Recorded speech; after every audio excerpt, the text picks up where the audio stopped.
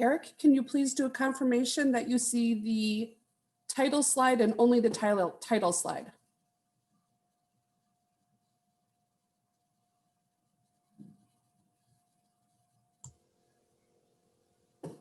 And you are muted. That's all I see, Janelle, yes. Okay, and just so you know, you are live streaming now. Yes, that's all I see. Thank you.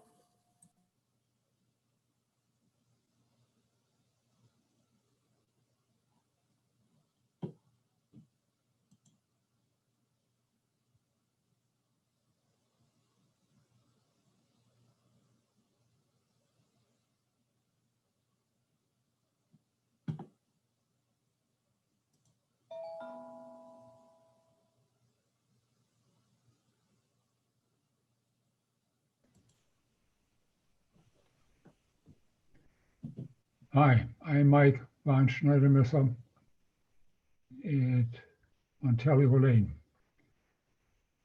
And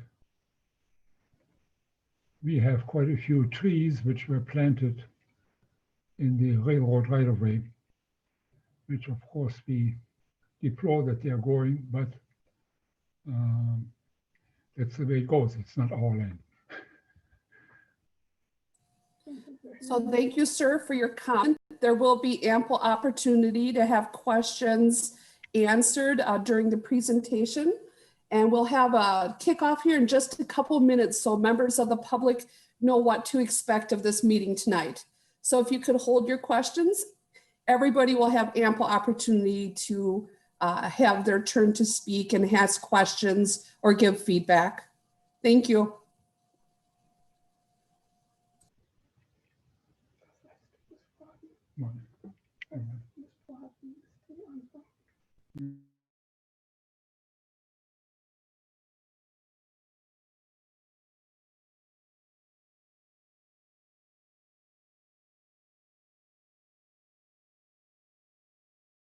Okay. Can I ask a short question about the times? When will actually the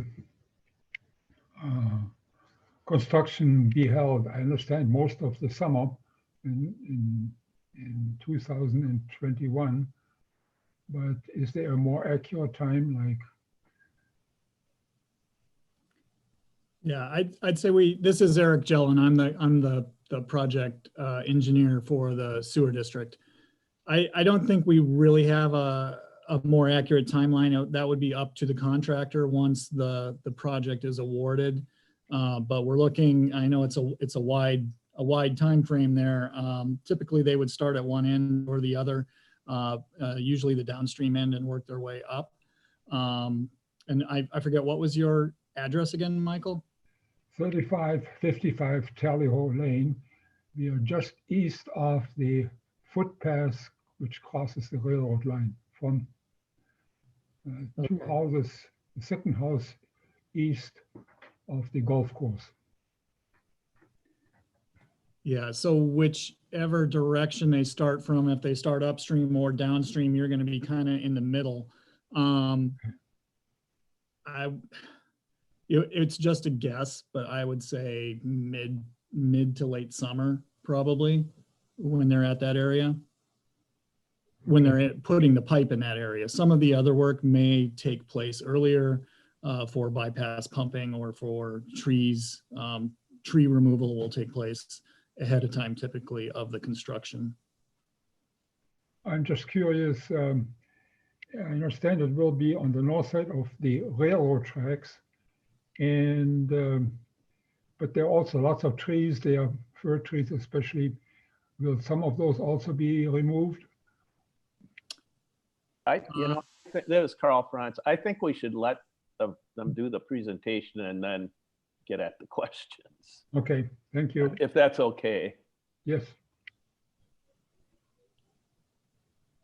Okay, this is Janelle. I am assisting in the background here with running this technology tonight.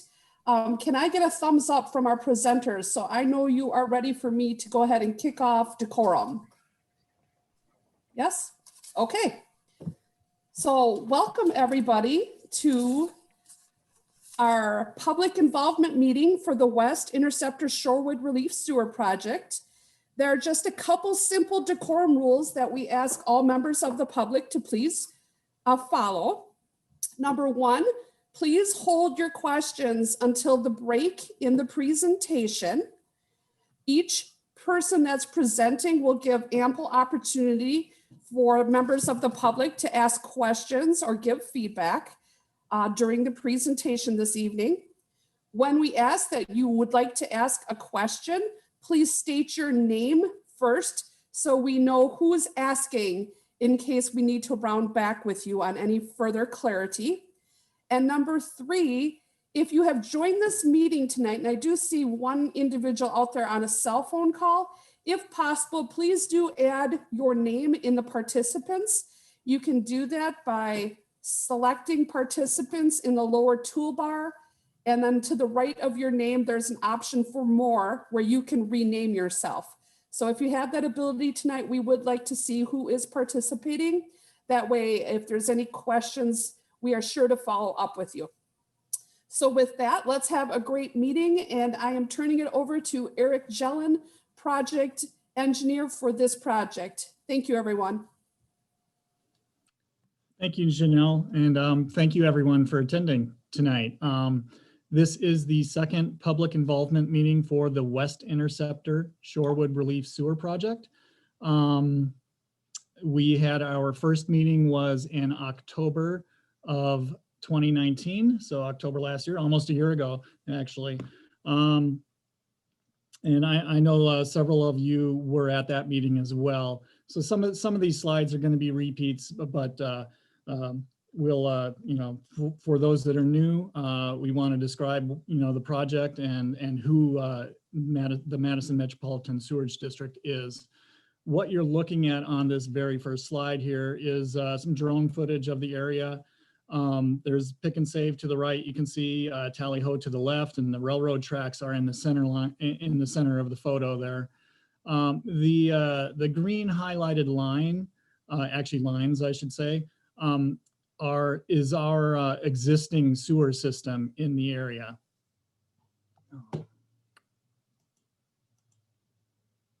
Can you still hear me? Yes, Yeah, I can Eric. still hear you. Okay, all You're right, good. sorry, my internet's acting a little wonky here. So anyway, it's the green line is our existing Interceptor sewers, and the one right in the middle of there is the existing West Interceptor relief, so not the Shorewood relief. The Shorewood relief will be the new sewer. Next.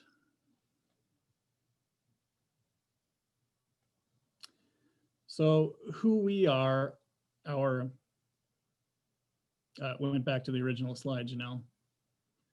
So we are a regional sewer district. The map that you're looking at there, the shaded area, is our service area. The service area is 184 square miles. We serve 26 communities, 360,000 people. We were established, the Madison Metropolitan Sewerage District was established in 1930 and the reason was nuisance odors, I believe, in Lake Mendota and Lake Monona. We do have 141 miles of pipe as well. And you can see a lot of those pipes on this map here. The black pipes are what are called interceptor sewers. And then the red dots with numbers there, those are pump stations. The pump station, so the interceptor sewers, the sewage flows by gravity. It collects sewage from villages, cities, businesses. In our service area, it collects all from smaller pipes, goes into the interceptor pipes, which are typically larger pipes, flows by gravity to the pump stations. And then the pump stations will either pump directly to our Nine Springs wastewater treatment plant, or we'll pump up to another interceptor and then down to, again, either another pump station or the treatment plant, where we treat 41 million gallons a day. Next slide, please.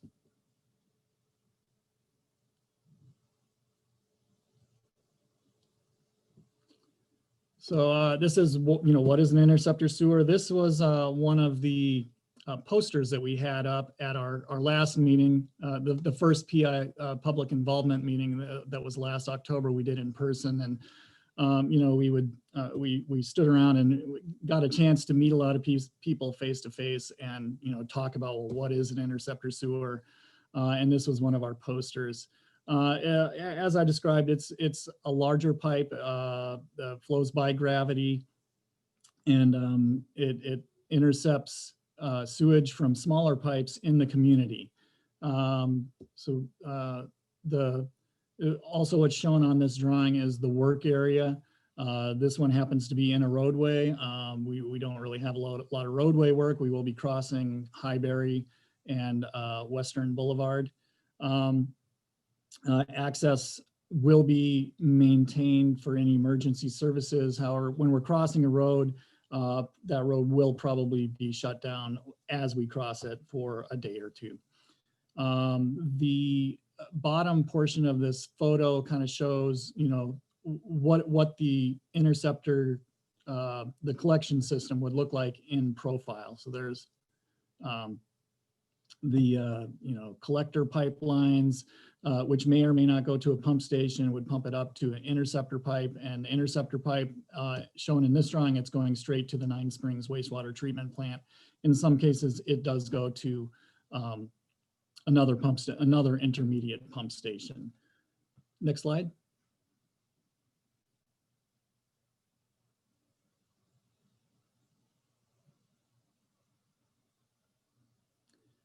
So how is an interceptor sewer installed? Because it relies on gravity, so we need gravity to get the sewage from the high end to the low end. It's got to maintain a consistent downward slope. In this case, the high end of this interceptor is at Indian Hills Park, and the flow is to the east towards Shorewood Boulevard. So in selecting the alignment, we look to minimize the trench depth and avoid high value trees, avoid conflicts with other utilities, and typically maintain a depth of 10 to 15 feet, which is pretty much what we have. And in some cases it's a little less, some cases a little more, but in general, the depth of the new pipe is going to be about 10 to 15 feet deep. And typically the trench width on the top is about twice the depth. So, so you take the center of the pipe, and if you're 10 feet deep, then it would be, 10 feet to each side, or, 20 feet total would be your trench width. There would also be a, what's called a trench box in the trench. It's a, big metal walls with braces in between to protect the men that are down there putting the pipe in. The trench is dug with a large excavator, would have to cast all that dirt to one side or the other, and then pick up a pipe. The pipe sections are typically about 20 feet long, and would put each section of pipe in 20 feet at a time, and then backfill as they move along. Next slide, please.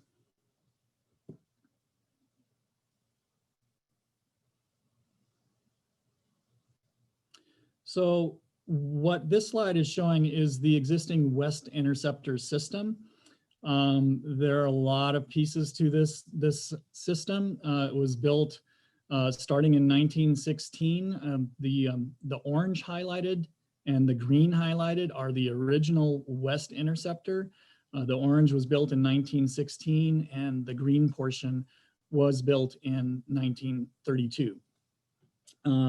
And then there were various other additions and relief sewers, replacements through the years, through 1940, 57, 59, the Midvale relief in 71, and the latest replacements and reliefs was the West Interceptor campus relief, which is downstream of this project. That project, the upstream end of that project is at Walnut Street, and it actually went, I believe, down to Randall Street on campus. And this portion of the project will connect to that portion of that portion of the system, I should say. Another thing in this map that I wanted to point out was the you can see the circles with the 5 and the 15 and the shaded areas. That what those refer to as our pump station 5 and pump station 15. So those shaded areas are the areas that are served by those pump stations.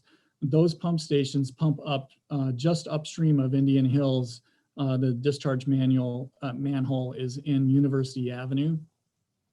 So that is the area served by this pipe, and then also serves Shorewood Hills. And then on the downstream side, that 8, pump station 8 is where all the flow from this pipe typically goes, and pump station 8 flows to the Nine Springs wastewater treatment plant. Next slide, please. And capacity needs drive the project. So the reason we are doing this project is what you're seeing here on the screen is a map from a report done by the Capital Area Regional Planning Committee, I believe. They're a planning organization, and they've done a study of our entire system, including the West Interceptor system. And what they found was this section in red, which is through basically the area we're replacing in the phase 1 of this project. It goes through the Blackhawk Country Club and is in the railroad corridor.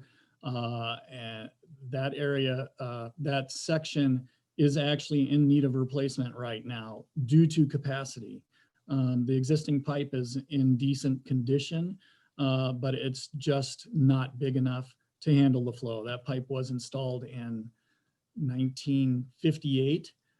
So it's, due to the growth in the upper reaches of our service areas, it just can't handle that flow anymore. I can't recall if I introduced Tom Stetzer and Matt Flesch from Strand. When we started this project, we hired Strand engineers to perform the design for us. Tom is the project manager. Matt Matt is the project engineer on this, has put together a lot of the drawings and the plans and figuring out the routes. They're gonna take over from here. I believe Matt's gonna talk about alternatives analysis that was done to select the routes. Thanks, Eric. Yes, you can go to the next slide here. Yeah, so this slide might be familiar to those of you who were at our first public involvement meeting about a year ago. Big picture, again, we need to get a relief pipe from generally Indian Hills Park on the west side to Highland Avenue on the east side, generally following the railroad tracks. And this graphic shows all the different alternative routes that we've looked at to try and find what is the best place to go. It's a very busy corridor with lots of potential conflict, so there is no one easy route. But we've gone through an alternatives analysis process to kind of narrow down what route the sewer is going to take. And as part of that, we split the project into a number of phases because the project is so long. So phase 1, which is what we're going to focus most of this presentation on, is from Indian Hills Park to Shorewood Boulevard. And that's for proposed construction in 2021. Then phase 2 is actually going to be the east end of the project from Marshall Court to Highland Avenue. And that would be slated for construction in 2022 to coincide with the University Avenue reconstruction project that the City of Madison and Village of Shorewood Hills are working on design right now. And then phase 3 would be the connecting portion in 2023 from where phase 1 ends at Shorewood Boulevard to Marshall Court. So then we're going to look at phase 1 a little bit more detail. So we can go to the next slide, please. So like I said, we did a detailed alternatives analysis, and we'll look at the phase one sections along the golf course, along Blackhawk Country Club, and then along Locust Drive along those railroad tracks. So we initially looked at 3 alternatives in the golf course section, one far north through the golf course property, one along the north side of the railroad tracks, and one along the south side of the railroad tracks. And there were significant challenges going through the golf course. And then south of the railroad tracks, we're running into conflicts with the bike path and with storm sewer. There's not a good alternative detour route for the bike path that extends all the way to Locust Drive. So we looked at alternative 2 as kind of the path of least resistance, obviously not without conflicts, but alternative 2 being just on the north side of the tracks was chosen for the golf course section. And then for the Locust Drive section, we looked at 2 alternatives again, the north side of the tracks and south side of the tracks. And the biggest challenge with the south side of the tracks was that there is high voltage ATC power lines buried underground just north of Locust Drive and in the location where we would install the relief sewer. So because of that, alternative 1 provided the corridor that would work for the sewer. And as we talked about last time, the intention of the project originally was to provide a relief sewer, meaning that this would be a second pipe to work in tandem with the pipe that is already existing. And as we got into the detailed design and trying to look at the corridor on the north side of the tracks, we found that we didn't have enough additional space to go just south of the existing pipe. We would end up too close to the railroad tracks. And if we tried to go north of the existing pipe, we would get into additional tree removals that we didn't want to. So for that reason, we are actually doing a replacement sewer project for this section where the pipe is going to be aligned in the exact same location as the existing pipe today, and it's going to be upsized to be a larger pipe so that it can convey the flows that Eric was talking about earlier to meet the capacity needs of the project. Next slide. And so to get to that alternatives analysis, we've had numerous meetings with a number of folks. So obviously a year ago, we met with the public over at the UW Credit Union on University Avenue and had a productive discussion and had good feedback to help us select our alternatives. And then over the past 12 months or so, we've had numerous meetings with the City of Madison, including park staff. We've had meetings with the Village of Shorewood Hills staff, village board. We've had a site walkthrough with the Village of Shorewood Hills arborist to take a look at trees in detail and come up with a plan to minimize the impact that the project has on trees along the railroad corridor. And then we've had numerous other involvement with the Blackhawk Country Club, ATC, UW Health Fiber. Wisconsin and Southern is the company that operates the railroad tracks. And then WISDOT obviously owns the right of way for the railroad tracks. So all of those meetings, in addition to the detailed design, kind of led to the route that we ended up choosing with the district. So then the last couple of slides, Tom will discuss, Tom Stetzer from Strand as well, just about the details of this phase 1 project. Yeah, thanks, Matt. We can go to the next slide, please. So yeah, I'll be kind of focusing and zooming in here on the phase 1 part of the project, as Matt mentioned, which again, just as a reminder, starting at Indian Hills Park on the west end over to Shorewood Boulevard on the east end. And so as Matt noted, our selected route essentially replaces the existing pipe with a new larger pipe in the same location, just a little ways north of the railroad tracks. Knowing that trees are pretty frequent along the corridor, and we knew that there'd likely be some discussion on trees throughout the project. One thing that we did, and one thing that our MMSD does on most of their projects, is to have a certified arborist on our design team. So we have Brianna Frank from Tree Health Management on our design team that's kind of been helping us guide this alternatives analysis process kind of from start to finish. And so she went out with her team and logged every tree 4 inches or larger so that we could document those, document the size, the species, the condition, and that all that information can get translated onto our design drawings. Brianna will also be providing a full tree protection plan that will go into the bidding documents that the contractor will be expected to follow throughout construction. And I guess in addition to following that plan, which we'll get into details regarding tree pruning, air excavation, pre-root trimming, things like that, the contractor that does the work will be required to hire a certified arborist during construction as part of their construction team to proactively, treat these trees and, to get ahead of it so that we can take care of the trees. One thing I wanted to mention was that within the last week or so, the trees that are planned to come down as part of the project that are on railroad property, those trees have been tagged, and there's information on those tags that discusses what the reason is that the tree is coming down. I should also mention too, Corey George, the village arborist from the village of Shorewood Hills, has also been very involved throughout the design process as well. It has been great to work with, and he helped with some of this evaluation along the way. And so what's on these tags, the options are proximity to the project, essentially if it's in the way of the excavation. Second option, if it's an invasive or poor quality species for the site. It could be a significant or have severe structural defects.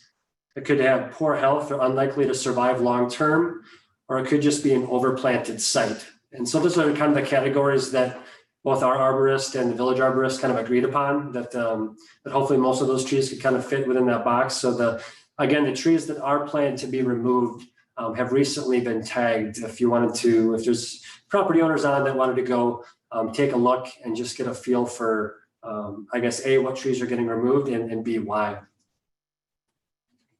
Next slide, please.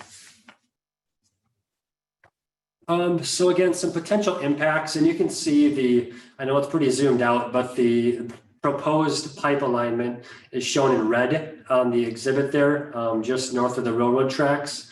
So some potential impacts to look out for, during construction, we are going to have short-term road closures of Highbury Road and Western Road.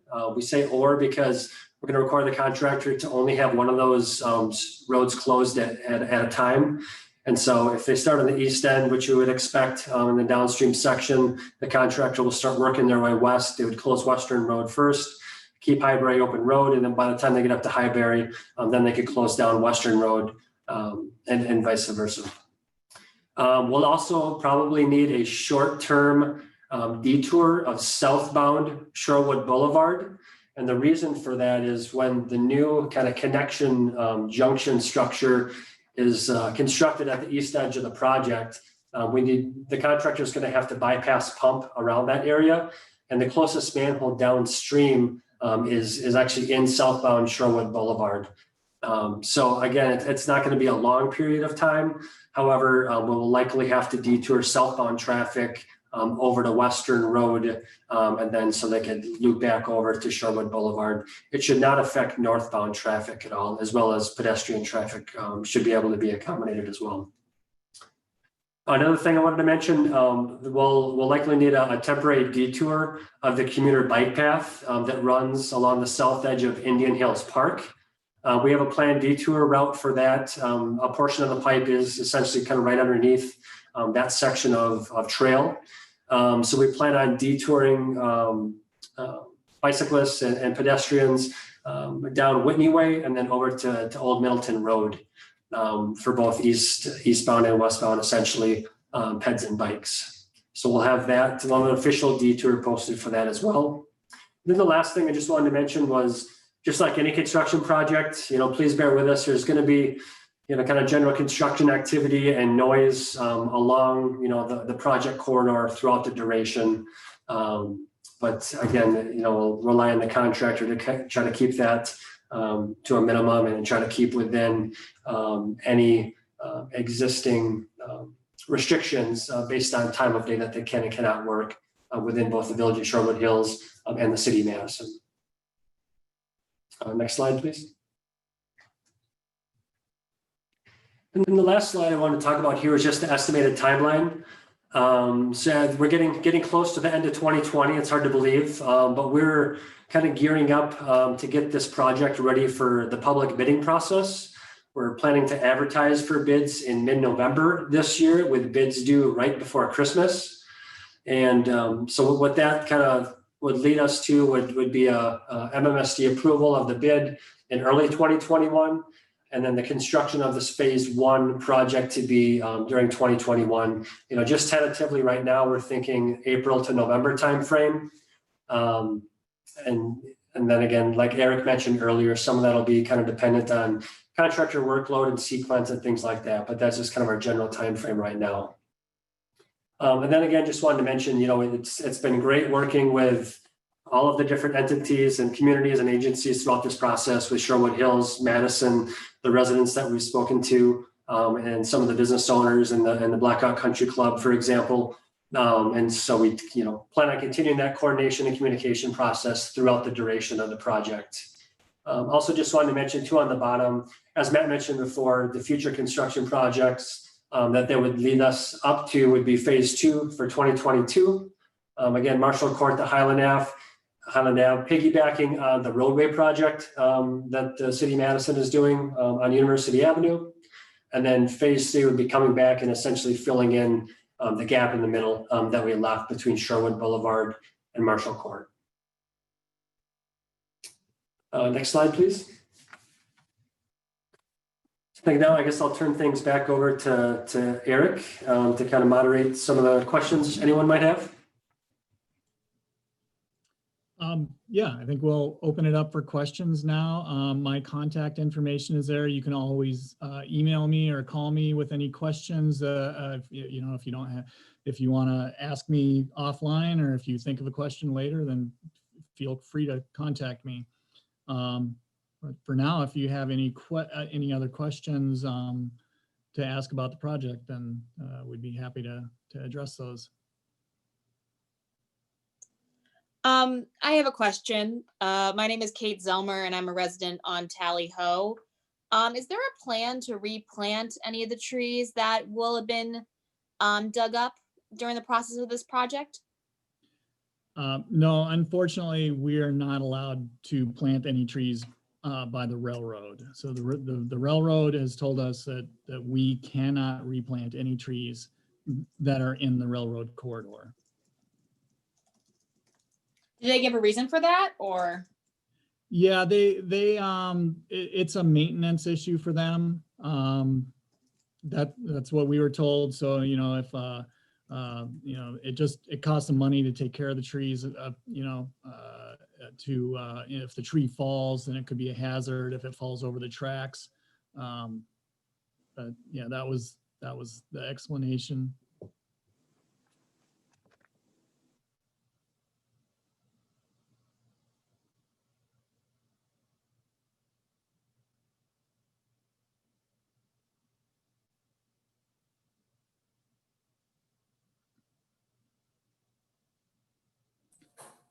Mike, did we address all your questions earlier in the meeting?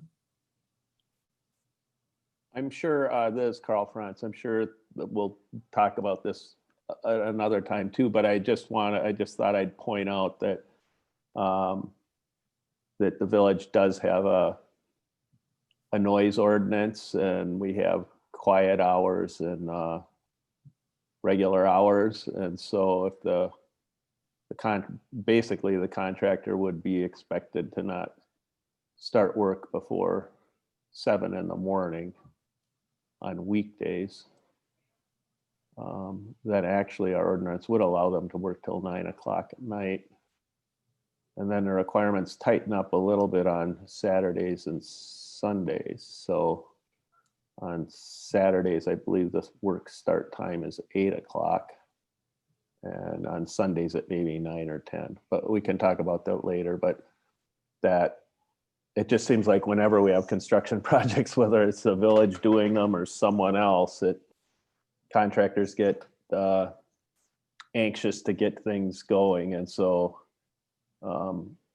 there is the ability to get a variance from that. So for instance, if they were dealing with a detour, say on Shorewood Boulevard, and we really wanted to get that taken care of as quickly as possible to avoid, some things that are more adverse than noise a little earlier, the village can grant some kind of exception. So if there's special circumstances that make it advantageous to do that, it's something that can be considered, but it seems like we always have to remind contractors, don't get started, including starting up your engines until 7 in the morning on weekdays. Yeah, they typically like to get started pretty early. Do you know, Carl, how long is that process for a variance typically? Is that, because I know with the city of Madison, it's a pretty detailed process to get a variance, but is this something that the contractor could apply for during construction, or is this something we should be thinking about now?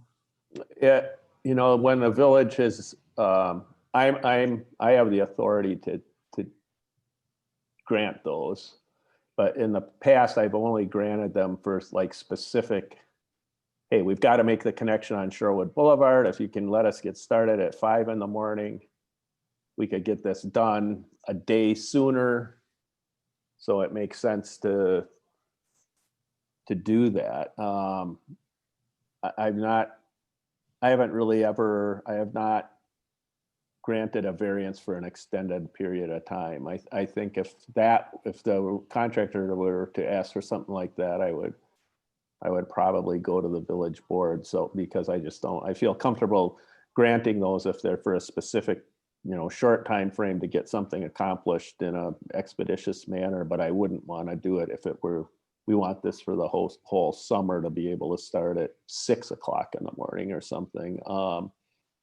In that case, I think I'd ask the contractor to submit a request for that and bring it to the village board, because, I just don't think we want to get people up any earlier than we have to.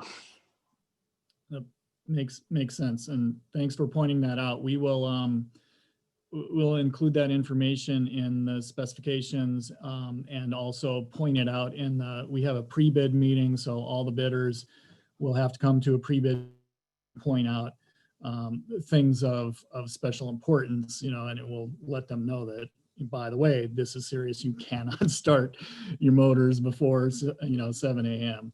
And then also pre-construction meeting will let them know again. So that information will be conveyed to the bidders and to whoever eventually wins the award for the contract.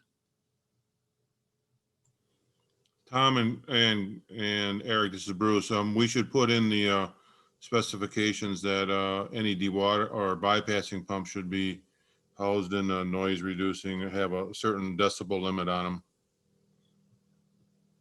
Yep. Yeah, I just made the same note, Bruce. I think that would be the only item that, would be potentially going outside of those hours. So we would just have to get the decibel limit requirements and make sure it's in there correctly. The other. Oh, go ahead. Okay, I just have one more comment. Again, I could probably wait, but when we may want to think about to some degree too the timing of the southbound closure of Shorewood Boulevard. I don't know how long that connection is going to take, if it's 2 days or 6 hours or something, but the timing of that would be something we could at least look at, because obviously southbound Shorewood Boulevard is busiest in the mornings with people leaving the village to go to work or something. And they depend on that turn signal because of the traffic volumes on Shorewood Boulevard. So if the timing of that were later in the day, just depending, or you mentioned the detour potentially going to Western, but most people who are going to try and make a left turn, at least onto University to go into the isthmus, they're going to want to go all the way to that signal on Rose Place and Midvale Boulevard. But that's just sort of another detail that we can think about if there's any ability to deal with that detour to minimize the disruption.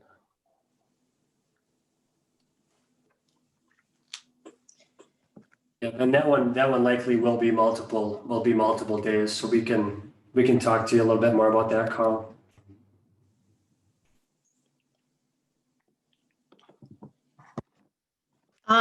This is Kate Zelmer again. I just have an additional question. I know that this is a supplementary pipe, but I'm just wondering if there's any anticipated disturbance to water on any of the houses in Tally Ho as part of this project. Do you mean water pipes or? Yeah, like I don't know if I know in some construction projects maybe like the water would be turned off for a day or so in a house. I assume not, but I just wanted to check. There is, we are crossing a water main. I guess I'll let either Matt or Tom address that. I don't know if it's going to impact if there's going to be any water shutoffs to the neighborhood. Yeah, I Okay. think, there's a couple water mains that because we're upsizing our pipe, the existing pipe kind of threads the needle. I mean, not too close, but there's a lot of utilities in the corridor is what I'm trying to say. And, some of the water mains go underneath the existing sewer, some of them go over the top. And so by making the pipe bigger, there may be conflicts with a couple of the water mains. And I guess it just depends on the valving, how many valves are within kind of the Tally Ho area to know which homes can and can't be kept in service the entire time. So I can't rule out that there might be, one or two short water shutoffs, but since we're not replacing any water mains as part of the project, those should be fairly limited and fairly short term. And I assume that all the residents who would be affected would be given ample notice of any shutoffs that may happen. Correct. Yeah, I'm not sure, but the Tally Ho residents are fed by a main in Tally Ho Lane, and then our major feed from the Madison Water Utility is through a booster station that's located quite far east actually of Western, sort of behind the credit union retail branch. So I'm thinking the water that's getting fed into that we're going to be able to maintain water for residents along Tally Ho because of the way our water system's set up. But we'll have to evaluate that for sure and let people know, again, depending on where the valves are located, to shut things off. Yeah, and Carl, we did design the new sanitary sewer to miss that booster feeder pipe that you just mentioned. That one is actually in a steel casing pipe kind of through the railroad corridor. And so that was kind of the first thing in that area we tried to design around. So as long as everything kind of gets fed through there and up into the Tally Ho area, and things can be, fed that direction, I think we'll probably be fine. The water mains that I was more referring to are a little further west of there, kind of along the east edge of the golf course. We've had some conflicting old drawings that show the water mains in different places that kind of feed to the north up toward the golf course building up there. And so we're kind of, as a contingency plan, we're having a couple of bid items to either raise or lower those kind of supplemental water mains, but we're not quite sure if we'll be in conflict with them yet or not. But the booster, the main feeder into the Tally Ho area that feeds into the booster station, we should be clear of that.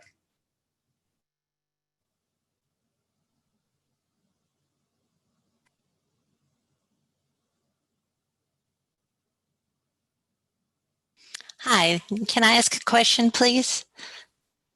Hello. Hi, this is Koki Albrecht. I live over on the east side of the village. I have a couple questions about the project. Well, while the project is ongoing, will you actually be tearing up the Western Road and Highbury, or will you be going under them? Will you actually remove the blacktop, or will you be boring underneath the roads? Is my question. Yes, we would be removing the blacktop, and it would be open cut construction, we call it. So they'll be digging from the surface down. So everything on the surface will get dug up and then get replaced. Okay. And then my second question was, I understand you won't be replacing trees, but I wonder what kind of restoration, vegetation restoration you will do after the project is completed. Will you be seeding, for example? Or I can maybe take that one, Eric. But yeah, we will be planning to, and I guess we haven't got the exact seed mix preference yet from the village. We'll be sure to do that before we finalize the bidding documents. But anything that gets disturbed by the construction activities, whether it's, the trench getting dug or just equipment kind of, disturbing the soil, things like that, will get, restored with topsoil, seed mix, and then either mulch or erosion matting, depending on the slopes. okay. Thank you. Just kind of, there's Carl again, adding on to that question that provoked a thought.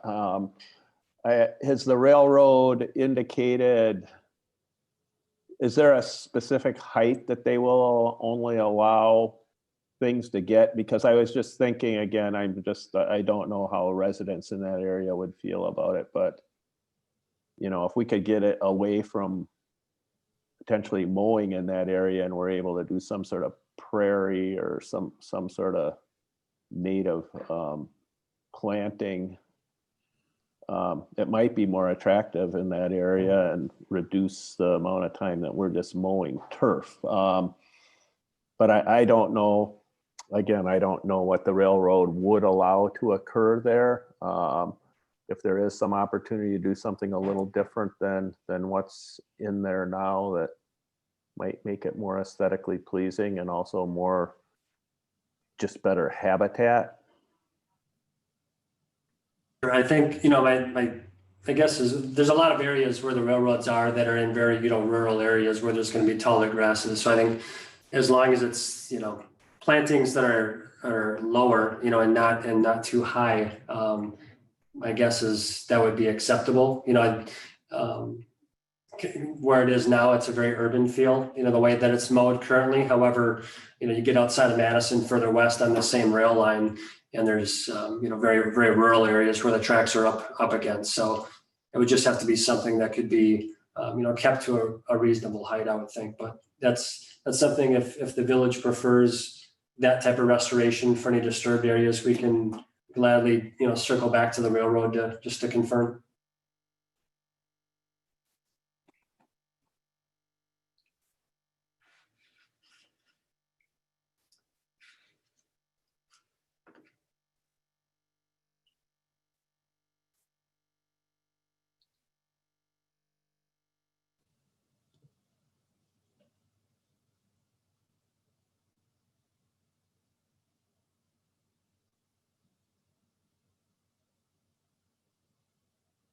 One of the things that I've heard is that some of the higher value trees, you might be able to dig deeper so as not to disturb the root system. So I think there was an oak tree by the pool. And one of the trees that I look out of my window at the most is a very old bur oak. And I didn't know if that same type of treatment will be available for that tree, or how those higher valued trees are being identified and evaluated. Can we have your name for the record, please? Sam Lineweber. Thank you. And do you know if the specific tree that you're referring to is that one that's on your property or on the railroad? The way you're describing it, it sounds like one maybe that's just north of the railroad property on your private property? It's not on my property at all, but it looks to be right on the border of the railroad right of way and somebody else's property. Right before Highbury Lane, so just west of there. I guess, Matt, maybe I'll defer the question to you a little bit, but I don't recall any larger oak trees in that area that we would need to take down. I know there's a couple that we were very sensitive to that were, again, just on private property that will be very much a part of the tree protection plan with some of the arborist involvement with the tree, air excavation perhaps, and some of the pre-root pruning, things like that. Yes, I guess my question was, it seems like there's different extents being taken to these trees, and I didn't know how they were being evaluated and how those measures were being determined. Excuse me, this is Janelle. I think that there's a person who's wanting to comment on this. They have now raised their hand. So you have a person named Corey George who's trying to kind of jump in on this as well. So I think it might be valuable to maybe listen to him, because I see that they kind of kept unmuting. I had to keep muting them. So I think there's something pertaining to this discussion they'd like to add.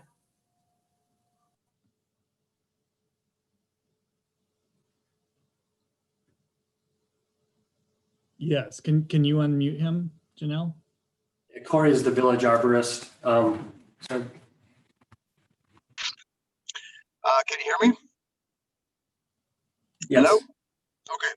Yeah, so we have looked at that oak tree, and Brianna, the arborist who's looking at these trees, we've already identified this tree as one that we're going to try to save, and there should not be a problem with that tree being protected. So we are going out of our way to protect trees that are valuable like that. And so, yeah. Other questions?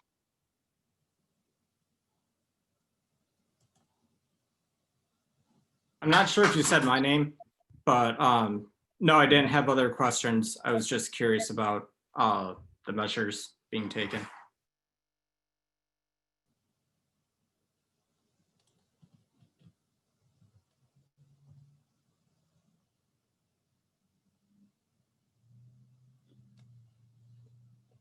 I know there's a really nice oak tree, and I don't know if it's the particular one you're talking about, but I know I was out there with Brianna and she had talked about the measures that we would take, and Corey too, some of the measures that would be taken as we go by that tree to make sure that it's okay is, prior to construction, whenever the timing is right, because there's a timing window for pruning, then any branches that might be hanging over the construction area would be pruned, and then the excavation would go a little slower in that area, and it would be done in a way so that you could expose the roots of the tree and then cut them, because what often damages and kills trees is when you go by with this big equipment and you're just digging into the ground and you're pulling roots and ripping them, and who knows how far back that's going.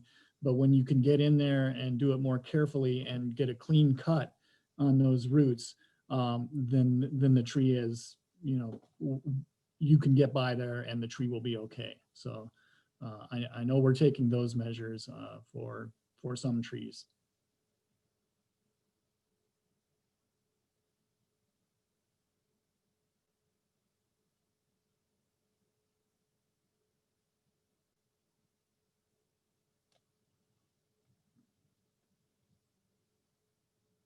Can I ask a question? I'm Mike Von Schneidermesser. Yes, you can, Mike. Okay. About at Indian Park, there's a retaining wall between the bike path and the road, the four-lane road. Now, will this retaining wall be taken down and or replaced after? I mean, will the pipes be right in that area where that retaining wall is? That's a new retaining wall which was put in maybe 10 years ago. It's anywhere between 1 and 5 or 6 feet high on the north side of the, well, what's the street called, that major street? The south side of Indian Hills Park. Yeah, I could take that one, Eric. So yes, there'll be a section of that retaining wall that will need to be removed to get the new sanitary sewer pipe in. We have copies of the original design drawings from when that wall went in, as well as the detailed, they're called shop drawings, stamped shop drawings from the, I guess, actual designer when that went in. And so we're going to have a bid item. So the MMSD's contractor, when they get up that far, will have to basically disassemble a portion of the wall as much as they need to get the sewer pipe in, and then basically put it back the way that it was originally installed. You know, if there was any damage or something like that occurred, the expectation would be that they would have to, you know, purchase new blocks to basically repair what was damaged. But yes, it will be removed, but will be replaced as you see it today. Okay, thank you.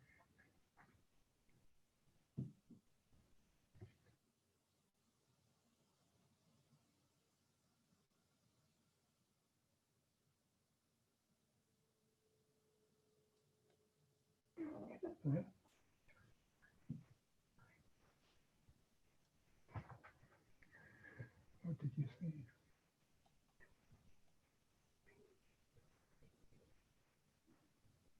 I see a text question from Dave Benferrato. Thanks for joining us, Dave, by the way. Will the PowerPoint presentation shown here be available for viewing after the meeting? Hi, this is Janelle. I can take that. We are live streaming right now on the district's YouTube channel. So not only will it be available after the meeting, it's available right now during the meeting. So you just need to access the YouTube channel, the district's YouTube channel. And I also can provide Eric with a direct link so he can send it out to anybody who specifically asked that don't want to have to go and search for our channel. And I could also send you the PowerPoint presentation itself if you just want the presentation and you don't want to sit through the whole YouTube video again.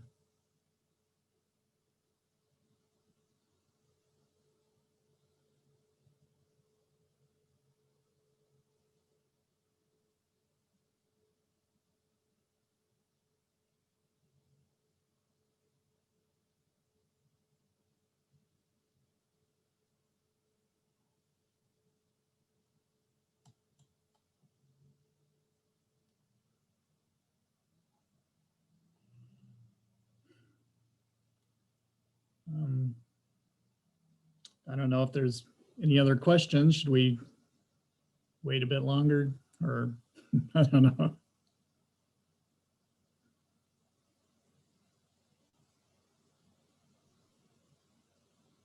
Well, this is Dave. I'm sorry, I had something come up. I couldn't join you earlier. Were there any questions that were showstoppers or stumpers? No, no, not really. We talked, there are a few unfinished items, I think, Dave, there's Carl again, that I had brought up. One was, well, we talked about our noise ordinance and when they could start and stop construction and compliance with that. Well, we talked about the southbound closure of Shorewood Boulevard and trying to coordinate that as best we can in terms of timing and disruption, that there might be reason to give a variance to the noise ordinance then if it meant they could get things quicker, and making sure the detours were correct, especially for southbound traffic going out of there in the morning, which is going to be disrupted the most. And then the other, I think, outstanding item that is something I think to think pretty seriously about is because the railroad has indicated that they will not allow any trees to be replanted in the right of way, period. Whether the village at all wants to consider going to a different type of landscaping through there.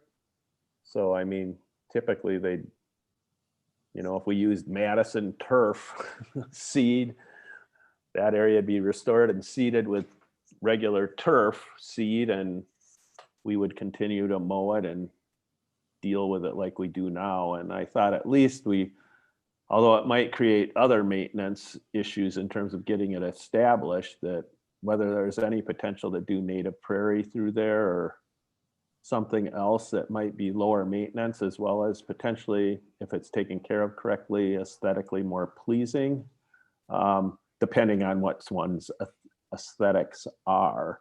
So, and there is some indication that potentially the railroad wouldn't be adverse to something like that if it wasn't too tall. Although, as you know, they spray pretty indiscriminately right along the ballast. So you got to stay somewhat away from their spray. But there might be some opportunity to do something that are different than we have there now, at least in a part of it. But I guess that would be something for kind of more of a policy issue for the village to think about. If the railroad says something else there in terms of native habitat would be acceptable.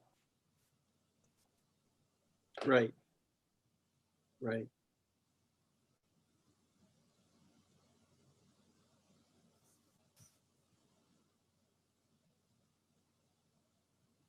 And Dave, I'm sure you probably missed it. The closure on Shorewood Boulevard that Carl's talking about would be for the tie-in on the downstream end.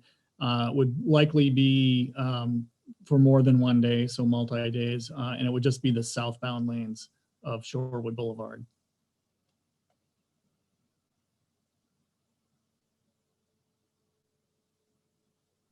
And that would be summer of 2021? Correct. Okay. Eric, I do have, this is Colleen Albrecht again. I had another question, and that is, will the residents on Tally-Ho have a way to get a good sense as to how far in toward their property the project will be? Will you have some kind of stakes or markings, whatever, so they can get a sense of the impact? Well, we did tag trees that are intended to be removed, so you can, sort of get an idea of how far it would be, based on the trees. As far as how much room the contractor has to work, I believe we're intending up to the property line, which, we're not going to let them go up and over your property line. So we would, we would keep them from going that far. And I think there are still trees that are on the railroad property as well that are not coming out, and any trees that are on private property would not be coming out. So, and if there's a fence on your property, then, they're not going beyond that. Does that answer your question?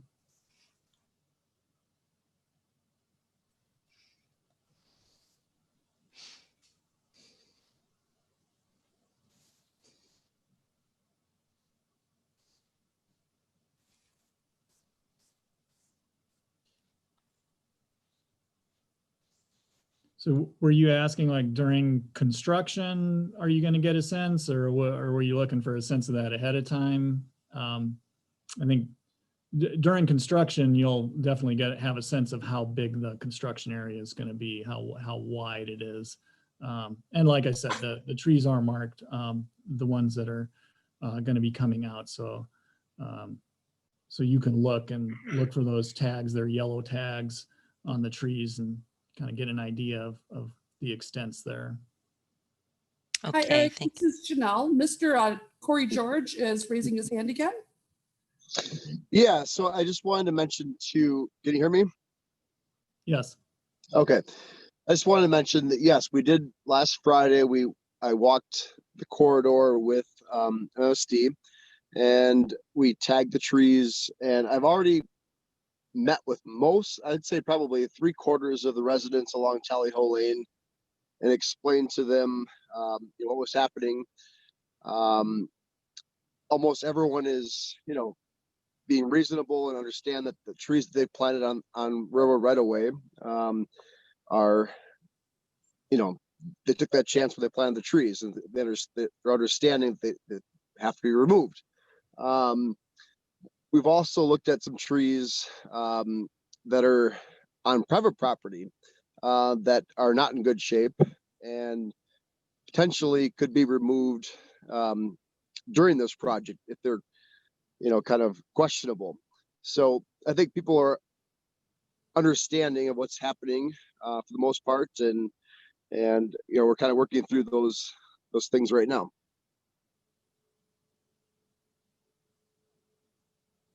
Thanks, Corey.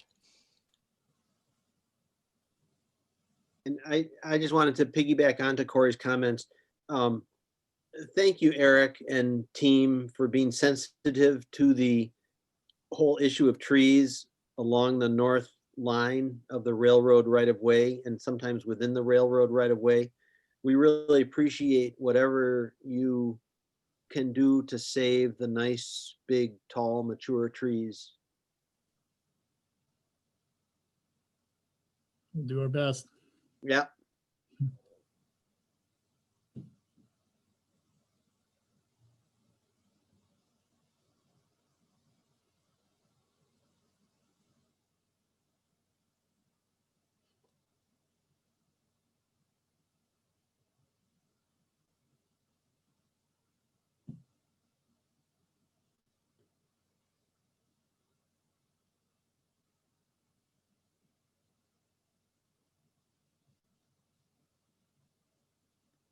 Well, if you have any more questions, then please feel free to ask now. And if you think of any questions later, again, feel free to contact me. Either call me on by phone or leave an email. Yeah, if you don't have any now, I guess we'll wait a couple more minutes or a minute. And like I said, if you do have any, think of something later, or if you just want to ask me offline, then by all means contact me. This Carl Franz, I have one more comment, quick comment. Is this the last meeting related to phase 1, public information meeting related to phase 1? And then when, in terms of when the project, if that's the case, when would the village be notified that the project was going to start? Or how would MMSD be notifying residents in the area that the project's, scheduled to start in a week or 2 weeks or a month or what have you? How will communication work going forward in terms of just letting especially the residents who are going to be impacted with the noise and so forth, know what's going on? Yeah, that's a good question. I'm open to, however would be best to proceed with that. If it would be best to go through the village, through you, Carl, or you, Dave, or if you want us to, I could put door hangers out in advance, because we'll know in advance. So I could, what are you thinking? Like a month, a week? What would be the best time frame for that?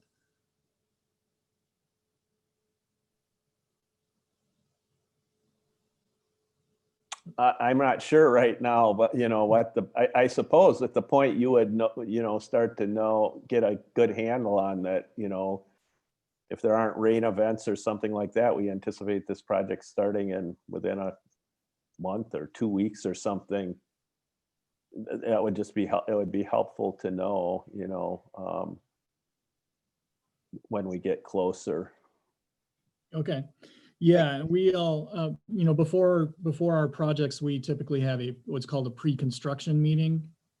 And at that time, the contractor gives us a schedule and what their intended schedule. So, you know, we'll know at that time when they intend to get out there, and we can share that schedule with the village and with the residents too.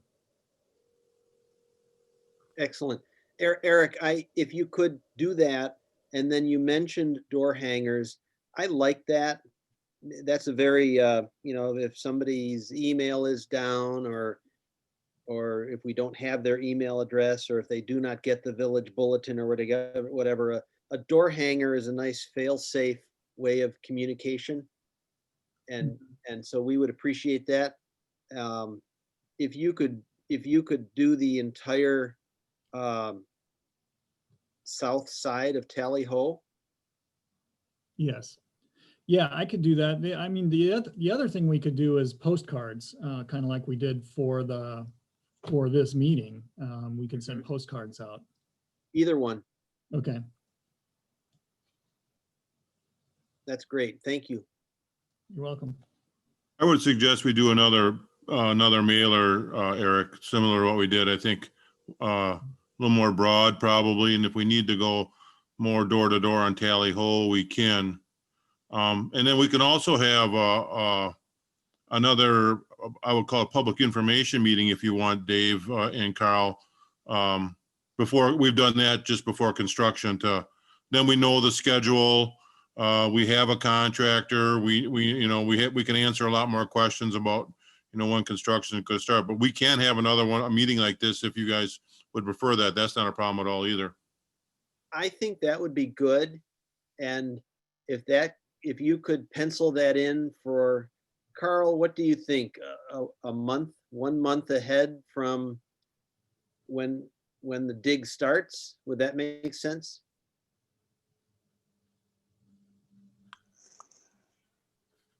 Yeah, I think so, or maybe depending on timing, if that pre-construction meeting is early enough, just after that. I guess it just depends on the timing. I mean, if the pre-construction meeting is 2 months before construction or something like that, then I think we could run the public information meeting after that pre-construction meeting, because we'll know a lot more.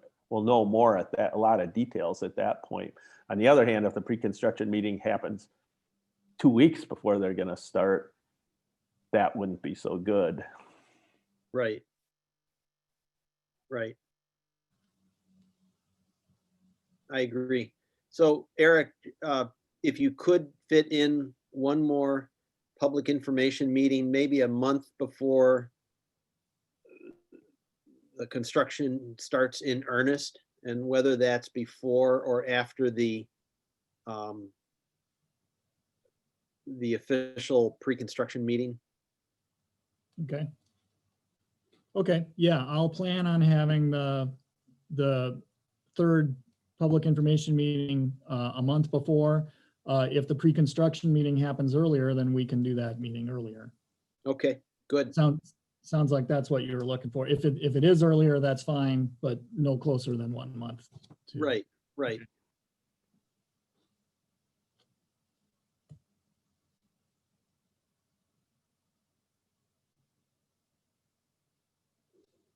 Will this project at all inhibit the railroad, using the railroad right of way?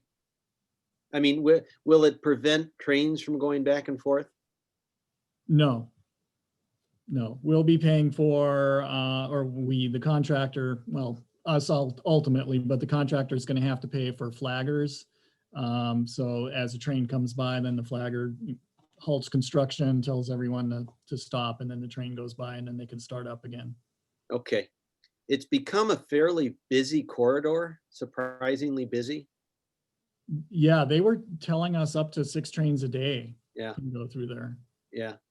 Ask them if they could back that down to 2. Okay.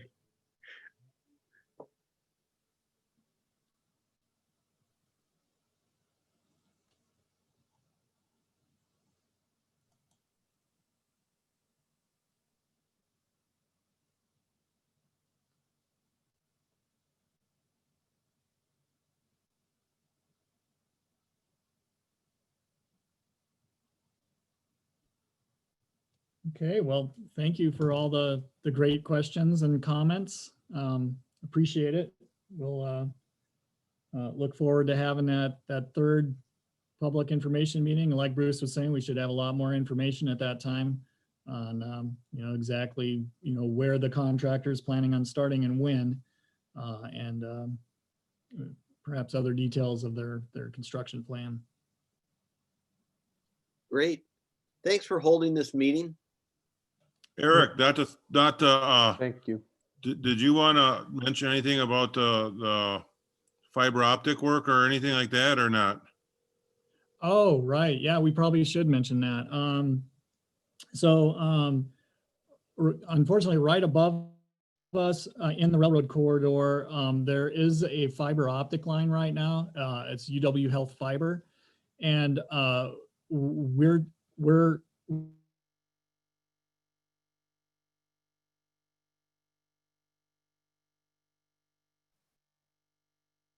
their fiber to from the north side of the tracks. They're kind of either right above us or very close to us, and they're going to move to the south side of the tracks, and that's pretty much for that entire corridor from the west side of the Blackhawk Country Club all the way to Shorewood Boulevard. So that construction will likely start this fall. It'll be a lot smaller. They typically put that in with small drill rigs, so there's not a long open excavation. I guess I can't really speak for them. I don't anticipate any impacts to trees or other infrastructure. So, but anyway, yeah, that construction is going to start, and that's 2 1.25 inch plastic ducts. So a lot smaller, a lot more shallow, and a lot less invasive when they install it. That's good to know. Thank you. Yeah, thanks, Bruce, for pointing that out.